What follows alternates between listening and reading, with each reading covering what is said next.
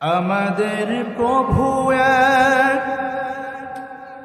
এক নবীর উম্মত, জীবন বিধানে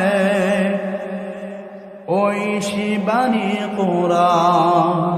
আমাদের প্রভু এক, এক নবীর উম্মত, জীবন বিধানে ওই শিবানী কোরআন।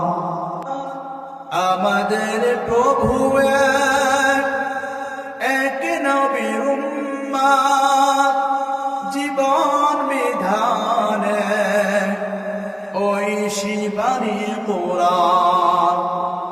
তবে কেন কেন হে মুসলমান, এক হও করি আহ্বান, ঠিক কিনা?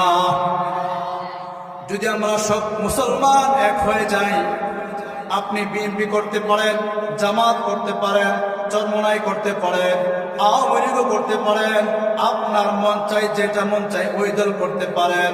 কিন্তু যখন নাকি কোন নাস্তিক আর মুরতাদ, কোন বাউল ফাউল আল্লাহর বিরুদ্ধে কথা বলবে, আল্লাহকে নিয়ে কটূক্তি করবে, কোরআনকে নিয়ে কটূক্তি করবে, হাদিসকে নিয়ে কটূক্তি করবে, রসুলকে নিয়ে কটূক্তি করবে, ইসলামকে নিয়ে তামাশা খেলবে, তখন সব মুসলমান সকল এক হয়ে একই আওয়াজে বলতে হবে, সকল আল্লাহ বিদ্বেষী, কোরআন বিদ্বেষীকে আমরা খবরদার করতে চাই।